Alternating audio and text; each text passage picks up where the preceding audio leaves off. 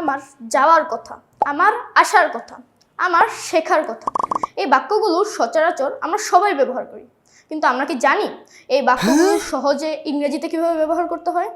So hello everyone, welcome to grammar village.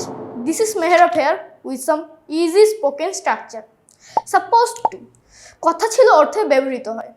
I am suppose to go, আমার যাওয়ার কথা। I was suppose to go, আমার যাওয়ার কথা ছিল। You weren't suppose to come, তোমার আসার কথা ছিল না।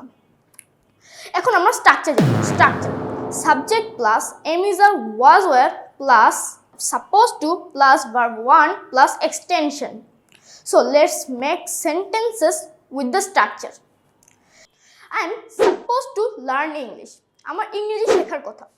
এখন আমার ইংরেজি শেখার কথা ছিল, এই বাক্যটা ইংরেজিতে কিভাবে হবে? I was supposed to learn English, তার সেখানে যাওয়ার কথা। He is supposed to go there, তার এটা জানার কথা। He is supposed to know that. আমার কি এখানে আসার কথা ছিল? Was I supposed to come here? So that's all. No more today. Thank you very much to listen to me. Bye.